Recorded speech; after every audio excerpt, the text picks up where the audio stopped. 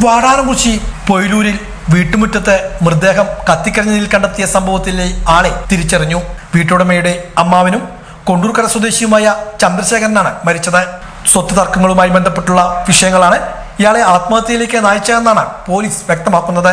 ചൊവ്വാഴ്ച രാവിലെ വാടാനംകുറിച്ചി പൊയിലൂർ AS ഭവനത്തിൽ ജയന്തിയുടെ വീട്ടുമുറ്റത്താണ് തെങ്ങിൻ ചുവട്ടിലായി കത്തിക്കരിഞ്ഞ നിലയിൽ മൃതദേഹം കണ്ടത്. ജയന്തി തന്നെയാണ് ആദ്യം മൃതദേഹം കാണുന്നത്. തുടർന്ന് അയൽവാസികളെയും പോലീസിനെയും വിവരം അറിയിക്കുകയായിരുന്നു. തുടർന്ന് ഷൊർണൂർ പോലീസ് സ്ഥലത്തെത്തി പരിശോധന നടത്തുകയായിരുന്നു. മൃതദേഹത്തിന് സമീപത്തു നിന്നും പണവും ലൈറ്ററും ഗുളികയും തുവാലയും കത്തിക്കരിഞ്ഞ നിലയിൽ ചെരുപ്പും കണ്ടെത്തിയിരുന്നു. എന്നാൽ മൃതദേഹം തിരിച്ചറിയാൻ കഴിയാത്ത വിധം വികൃതമായിരുന്നു. ഈ സാഹചര്യത്തിലാണ് കഴിഞ്ഞ ദിവസം മരിച്ച വ്യക്തിയെക്കുറിച്ച് വ്യക്തമായ രൂപം പോലീസ് നൽകാതിരുന്നത്.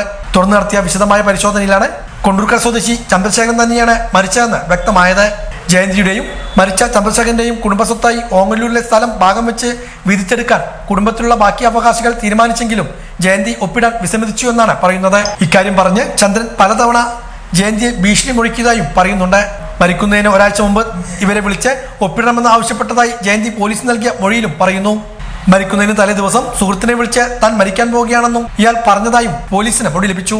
രാത്രിയോടെ പൊയിലൂരിലെ വീട്ടിലെത്തിയ ചന്ദ്രശേഖരൻ ജയന്തിയുടെ വീട്ടിലെ വാതിൽ തട്ടിയെന്നും എന്നാൽ ഇയാളെന്ന് മനസ്സിലായപ്പോൾ ജയന്തി വാതിൽ തുറന്നില്ലെന്നാണ് പോലീസ് പറയുന്നത്. പിന്നീട് ഇയാൾ ശരീരത്തിൽ സ്വയം തീ കൊളുത്തി ആത്മഹത്യ ചെയ്യുകയായിരുന്നു എന്നാണ് പറയുന്നത്.